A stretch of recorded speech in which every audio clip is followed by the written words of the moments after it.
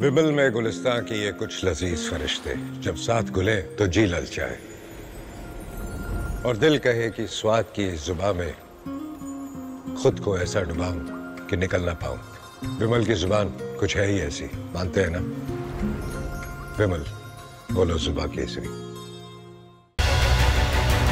नमस्कार, रिपब्लिक भारत देख रहे हैं आप, आपके साथ मैं हूं सुमित चौधरी। वक्त हो गया है आपके फेवरेट शो तरकश का, और तरकश में आज आपको बताने वाला हूं कि राबड़ी के लाल ने आखिर कौन सा बड़ा खुलासा किया है, क्योंकि लगातार चुप्पी थी और आज बड़ा खुलासा कर रहे हैं कि आरएलडी जो पार्टी है इस वक्त लालू प्रसाद यादव की, उसके अंदर आखिर कैसे इस वक्त कोई जयचंद है, वो खुलासा जो है वो किया जाएगा। दूसरी तरफ बंगाल में किस तरीके से बड़े हमले जो है वो गृहमंत्री अमित शाह बोलते हुए नजर आ रहे हैं। शुरुआत कर रहे हैं तरकश की, और सबसे पहले बात यहां पर आखिर कैसे बंगाल विधानसभा चुनाव के लिए रण सजने लगा है।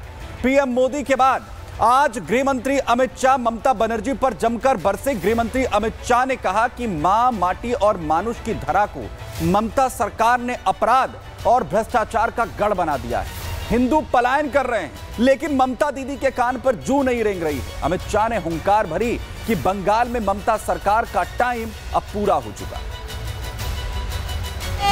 माता की अमित शाह ने कोलकाता से ममता सरकार के खिलाफ चुनावी बिगुल फूंक दिया। बीजेपी कार्यकर्ताओं में अमित शाह ने चुनावी जोश भरते हुए सीधे सीधे दीदी को चुनौती दे डाली। दीदी हिम्मत हो तो हिंसा के बगैर, रैगिंग के बगैर चुनाव कराकर देखो, आपकी खुद की जमानत ये बंगाल की जनता जब्त कर लेगी। पूरे देश में चुनावी हिंसा बंद हो गई। दीदी कब तक बचाओगी उनको? मेरी बात सुन लो, आपका समय अब समाप्त हो गया है। 26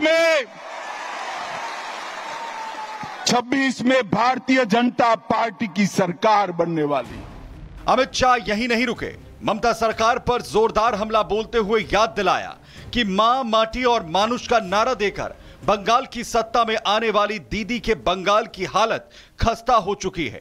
बंगाल में कई सालों तक कम्युनिस्टों का शासन रहा और उसके बाद मां, माटी, मानुष का नारा देकर ममता दीदी आई और उन्होंने ये महान बंग भूमि को आज घुसपैठ, भ्रष्टाचार, स्त्रियों पर अत्याचार, अपराध, बम धमाके और हिंदुओं के साथ दुराचार का केंद्र बनाकर रख दिया है। दुराचार का केंद्र बनाकर बीजेपी बंगाल चुनाव के लिए जो चक्रव्यूह तैयार कर रही है, उससे बच निकलना ममता बनर्जी के लिए आसान नहीं रहने वाला है।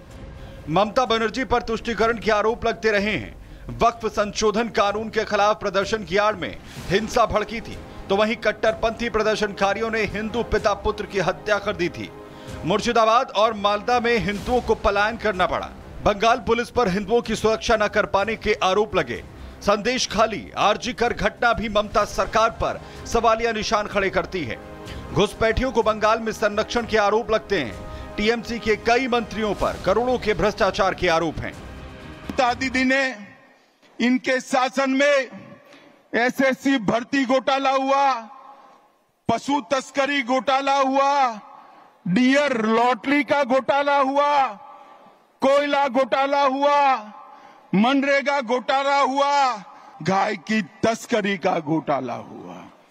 हजारों करोड़ रुपया बंगाल की जनता का ये तृणमूल कांग्रेस की सिंडिकेट को भेंट चढ़ गया। मैं आज सभी कार्यकर्ताओं को पूछने आया हूं, ये पैसा सिंडिकेट का है या बंगाल की गरीब जनता का है? मुझे बताइए, ये सिंडिकेट का है क्या? जोर से बोलिए, सिंडिकेट का पैसा है। मोदी जी जो पैसा भेजते हैं, सिंडिकेट की भेंट चढ़ना चाहिए क्या? ये पैसे पर अधिकार बंगाल की महिला का है, माता का है, बेटी का है। गृह मंत्री अमित शाह ने बंगाल में हिंदुओं की सुरक्षा पर भी सवाल उठाए। टीएमसी सरकार पर तुष्टीकरण के आरोप लगाते हुए सवाल दागे कि आखिर मुर्शिदाबाद हिंसा के वक्त ममता सरकार क्या सो रही थी। अभी हिंसा हुई, हमारा गृह मंत्रालय कहते कहते थक गया कि बीएसएफ को बुला लीजिए। हम नहीं बुलाएंगे क्योंकि बीएसएफ आती तो हिंदुओं की रक्षा करती। फिर हमारे कार्यकर्ता हाई कोर्ट गए, हाई कोर्ट के ऑर्डर पर बीएसएफ आई और हिंदुओं को बचाने का काम किया। ममता जी, आपके नेताओं ने वो बीएसएफ को गाली बोला और आपके नेता वहां खड़ा रहकर दंगाइयों की हौसला अफजाई करते। वक्फ कानून के विरोध की आड़ में जिस मुर्शिदाबाद में हिंसा भड़की थी, जहां से हिंदुओं को जबरन पलायन करना पड़ा, हिंदुओं के घरों में आग लगा दी गई थी। साल 2011 की जनगणना के मुताबिक उसी मुर्शिदाबाद में 66% से अधिक आबादी मुसलमानों की है। हाल के लगभग सभी चुनाव में टीएमसी ने यहां की लगभग हर सीट जीती है। मुर्शिदाबाद के सभी 3 सांसद टीएमसी के हैं। हजारों की संख्या में बैठे हुए मेरे मंडल के पदाधिकारियों को ये वादा करना चाहता हूं कि यहां तृणमूल की सरकार जाते ही हमारे कार्यकर्ताओं के हत्या के अपराधियों को जमीन में गाड़ा है तो भी बाहर निकालकर सजा करने का काम करें। कुछ दिनों पहले प्रधानमंत्री का बंगाल दौरा और अब गृह मंत्री अमित शाह का कोलकाता से चुनावी हुंकार भरना साफ संकेत है बीजेपी तैयार है। बंगाल चुनाव में इस बार आर पार की लड़ाई साफ दिख रही है। ममता बनर्जी के लिए अपनी कुर्सी बचाए रखना मुश्किल दिख रहा है। Bureau report, Republic Bharat.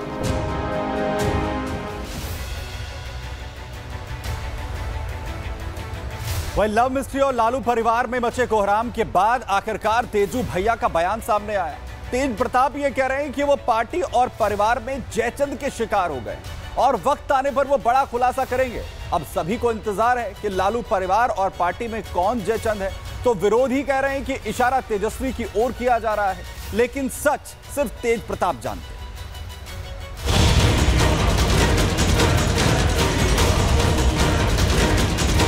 Social media पर भूचाल मचाने वाले लालू के बड़े लाल ने एक और खेल कर दिया। अनुष्का वाले बवाल के बाद तेज प्रताप ने फिर एक ऐसा पोस्ट कर दिया जिसने आरजेडी और लालू परिवार दोनों में खलबली मचा दी है। अनुष्का यादव के साथ प्रेम कहानी और पार्टी परिवार से निकाले जाने पर तेज प्रताप यादव ने चुप्पी तोड़ी तो सीधे बवाल खड़ा हो गया। तेज प्रताप का सीक्रेट मैसेज, आरजेडी का जयचंद कौन? तेज प्रताप यादव ने सोशल मीडिया पर पोस्ट किया, जिसके बाद सियासी गलियारों में कानाफूसी शुरू हो चुकी है। लालू यादव के परिवार में मचा बवाल शांत होने का नाम नहीं ले रहा है। तेज प्रताप यादव को प्रेम प्रसंग की मिली सजा अब पार्टी और परिवार में कौन जयचंद है, इस पर आकर अटक गई है। तेज प्रताप यादव ने मम्मी पापा और भाई के नाम लिखे एक भावुक संदेश में इशारों में काफी बड़ी बात कह दी। मेरे अर्जुन से मुझे अलग करने का सपना देखने वालों, तुम कभी अपनी साजिश में सफल नहीं हो सकोगे। कृष्ण की सेना तो तुम ले सकते हो, लेकिन खुद कृष्ण को नहीं। हर साजिश को जल्द बेनकाब करूंगा, बस मेरे भाई भरोसा रखना। मैं हर परिस्थिति में तुम्हारे साथ हूँ। फिलहाल दूर हूँ, लेकिन मेरा आशीर्वाद हमेशा तुम्हारे साथ था और रहेगा। मेरे भाई मम्मी पापा का ख्याल रखना। जयचंद हर जगह हैं, अंदर भी और बाहर भी। तेज प्रताप की टिप्पणी से आरजेडी में खलबली मच गई है। लालू फैमिली में उठापटक के पीछे कौन है? सवाल है कि आखिर तेज प्रताप यादव की नजर में राजद का जयचंद कौन है? कौन है जो उनके साथ गद्दारी कर रहा है? लालू परिवार में कौन साजिश रच रहा है? तेज प्रताप किस साजिश को बेनकाब करेंगे? राष्ट्रीय जनता दल में राजनीतिक और पारिवारिक नौटंकी चरम पर है। लालू जी कहते हैं कि तेज प्रताप यादव जी को पार्टी और परिवार से दूर कर दिया है।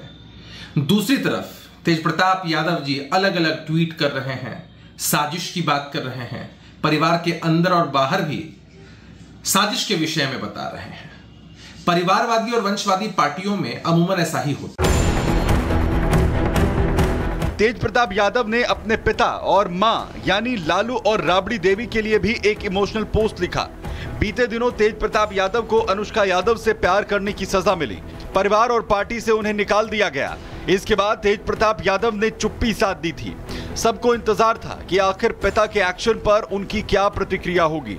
तो आखिरकार तेज प्रताप ने सस्पेंस खत्म करते हुए लालू और राबड़ी को एक सीक्रेट मैसेज भेजा, जिसमें वो कहते दिख रहे हैं कि उनके साथ किसी जयचंद ने खेल कर दिया है। तेज प्रताप ने लिखा, मेरे प्यारे मम्मी पापा, मेरी दुनिया आप दोनों में ही समाई है। भगवान से बढ़कर हैं आप और आपका दिया कोई भी आदेश। आप हैं तो सब कुछ मेरे पास है। मुझे सिर्फ आपका विश्वास और प्यार चाहिए, ना कि कुछ और।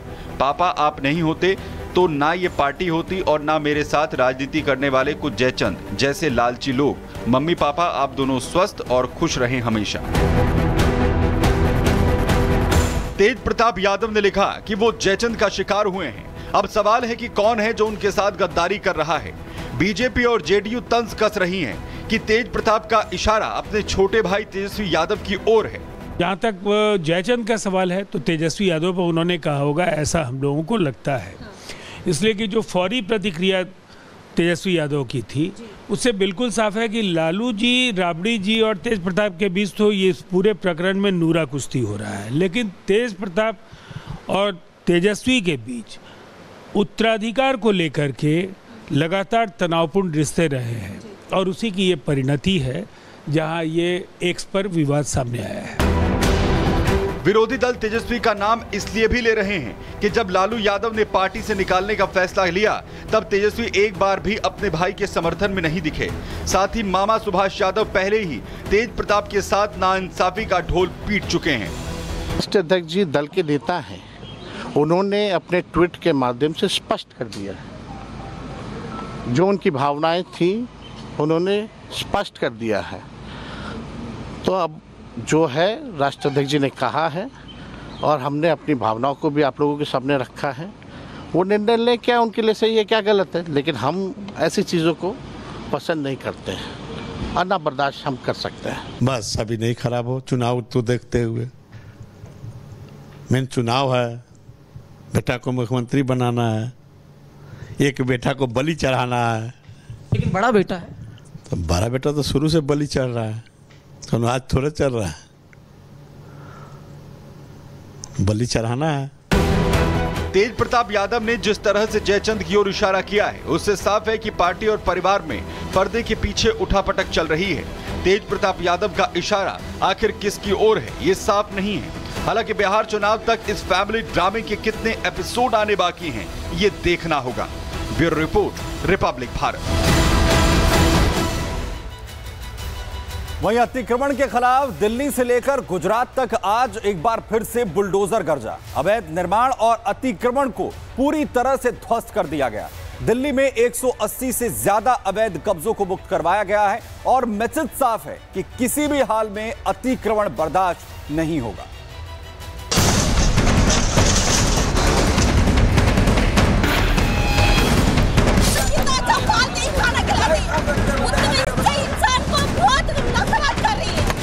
दिल्ली में अवैध निर्माण पर गरजा पीला पंजा। बुलडोजर एक्शन से इलाका दहला, पुलिस प्रशासन ने संभाला मोर्चा। दिल्ली में बीजेपी की सरकार बनते ही बुलडोजर की गर्जना शुरू हो चुकी है।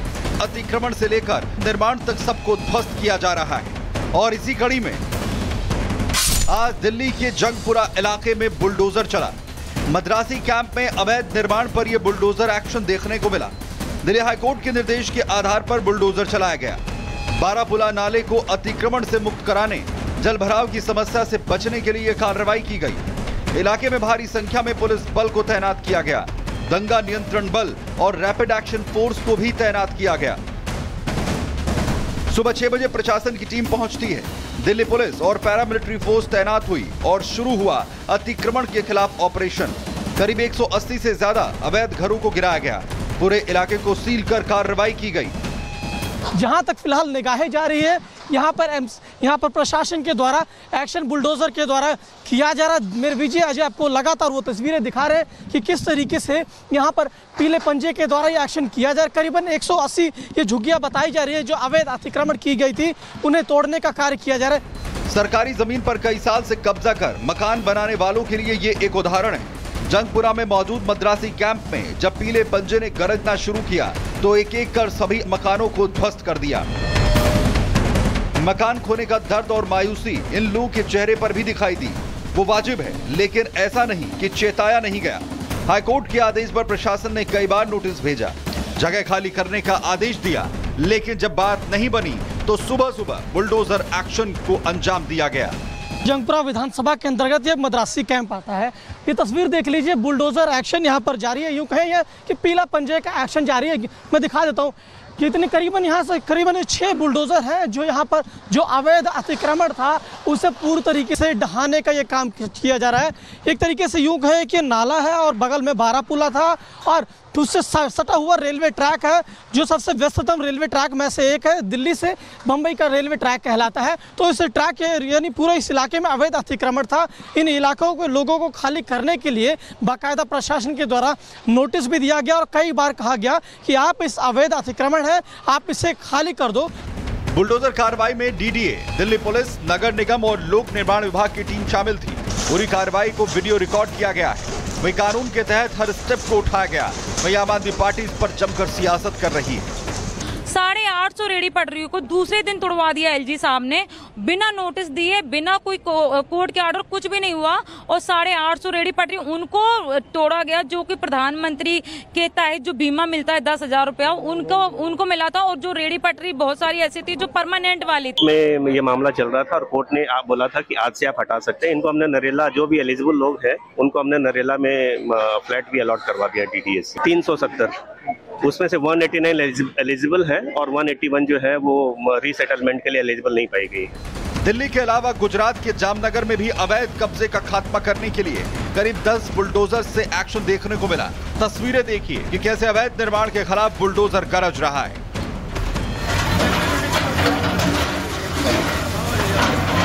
अतिक्रमण के खिलाफ एक्शन हुआ तो अतिक्रमणकारियों के बीच हड़कंप मच गया। बड़ी तादाद में लोग इकट्ठा हो गए, लेकिन अवैध कब्जे पर भूपेंद्र पटेल का पीला पंजा गरजता रहा। करीब 300 अवैध कब्जाधारियों को नोटिस दिया गया था, लेकिन लोगों ने कब्जा नहीं हटाया। तो फिर क्या था? अवैध कब्जे पर बुलडोजर ने ताबड़तोड़ वार किए।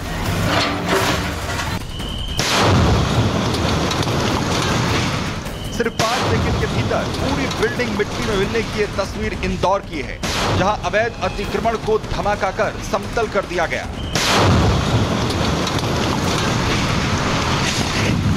इमारत C21 मॉल के पीछे अवैध रूप से बनाई गई थी। नाले के करीब ये बिल्डिंग बनाई गई थी। इसके 10 पिलर्स में विस्फोटक लगाकर ब्लास्ट किया गया और पलक झपकते ही अवैध निर्माण का अंत हो गया। मतलब साफ है, दिल्ली हो या गुजरात या फिर MP, अवैध कब्जा नहीं होने दिया जाएगा। अवैध निर्माण पर कोई रहम नहीं होगा। वहीं कानून का बुलडोजर पूरी ताकत से गरजेगा। Bureau report, Republic Bharat. और वहीं बांग्लादेशी घुसपैठियों को लगातार देश से खदेड़ा जा रहा है। ढूंढ ढूंढ कर सबकी पहचान लगातार उजागर की जा रही है।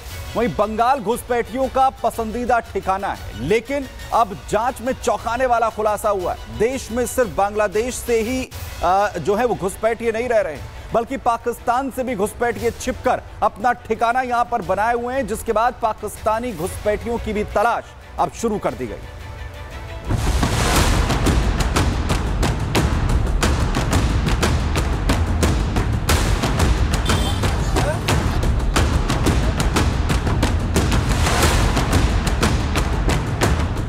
यूपी से लेकर दिल्ली, बंगाल और असम तक बांग्लादेशी घुसपैठियों को भगाने का अभियान ताबड़तोड़ तरीके से जारी है। पुलिस झुग्गी झुग्गी जाकर बिलों में छिपे बांग्लादेशी घुसपैठियों को बाहर निकाल रही है और फिर उन्हें उनके सही ठिकानों तक पहुंचा रही है। यूपी, दिल्ली, पश्चिम बंगाल और असम में ताबड़तोड़ छापेमारी चल रही है।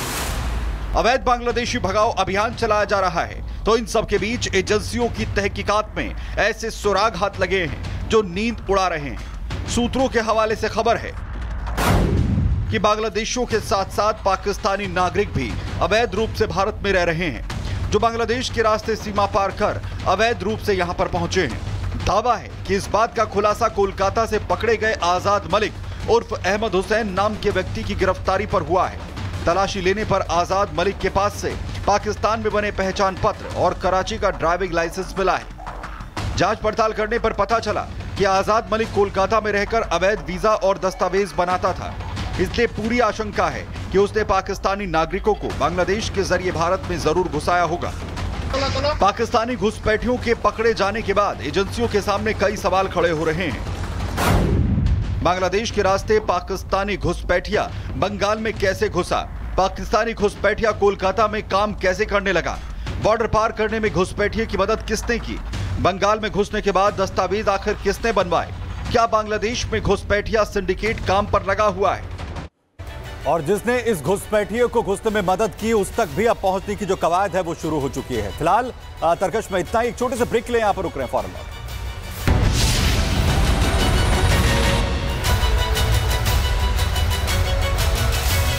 विमल में गुलिस्तां के ये कुछ लजीज फरिश्ते जब साथ घुले तो जी ललचाए और दिल कहे कि स्वाद की जुबान में खुद को ऐसे डुबाऊं कि निकल ना पाऊं। विमल की जुबान कुछ है ही ऐसी, मानते हैं?